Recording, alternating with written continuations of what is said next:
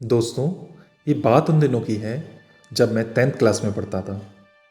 मेरी फैमिली ने मुझे अपनी सिटी से दूर दूसरी सिटी में एक प्राइवेट हॉस्टल में रख रखा था ताकि मुझे पढ़ने के लिए अच्छा एटमॉस्फेयर मिले। पर मेरा ध्यान पढ़ने लिखने में बिल्कुल नहीं था। मैं अपने दोस्त अजय के साथ हर फ्राइडे को पास के पारस सिनेमा हॉल में नाइट शो देखने जाता था। शहर छोटा था तो उस पिक्चर हॉल में पिक्चर भी उसी टाइप की लगती थी। उस शुक्रवार पारस में प्यासी चुड़ैल ये मूवी लगी थी। वो मूवी कुछ ज़्यादा ही डरावनी थी। उसमें एक चुड़ैल थी जो लोगों का खून पी जाती थी। उस दिन शो कुछ लंबा चला। हमें लगा कि कहीं हॉस्टल के गेट ना बंद हो जाए, तो हमने डिसाइड किया कि भैया शॉर्टकट से चला जाए। पर वो शॉर्टकट एक कच्चा सा रास्ता था जो कि कब्रिस्तान के बीच से होकर गुजरता था। अजय उस रास्ते पर जाने के लिए बिल्कुल मना कर रहा था और प्यासी चुड़ैल देखने के बाद फटी तो मेरी भी पड़ी थी। पर हॉस्टल जल्दी पहुंचने के लालच में मैंने कैसे ना कैसे करके अजय को मना ही लिया। अभी हम कब्रिस्तान के रास्ते पर थोड़ा ही चले थे कि हमें ऐसे लगा कि जैसे कोई हमारे पीछे चल रहा है। हमने हिम्मत करके पीछे देखा पर पीछे कोई नहीं था। हमें लगा कि हम जो मूवी देख कर आए हैं शायद शायद उसी वजह से हमें वहम हुआ है। हमने दोबारा चलना शुरू किया। हम थोड़ा सा ही आगे चले थे कि पीछे से किसी औरत के हंसने की आवाज़ सुनाई दी। हम डर गए और हमने तेज चलना शुरू कर दिया।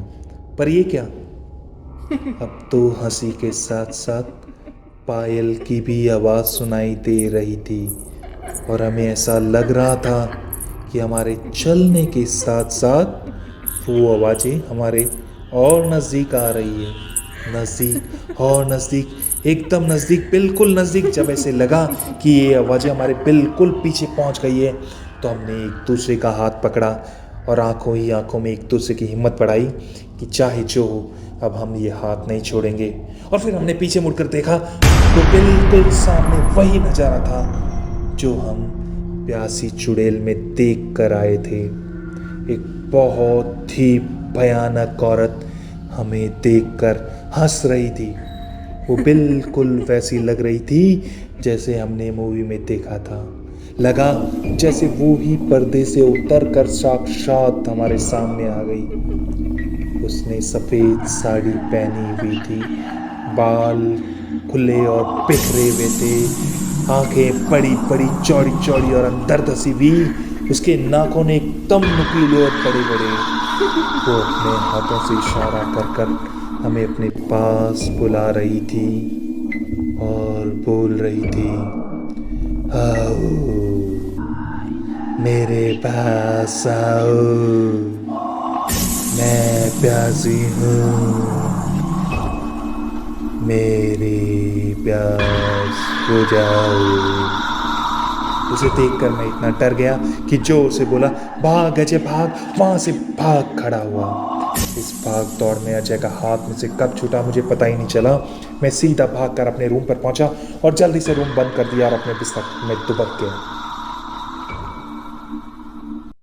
अगले दिन सुबह हॉस्टल का हा हुल्ला सुनकर मेरी नींद उड़ी तो बाहर आकर देखा हॉस्टल में हड़कंप मचा हुआ था।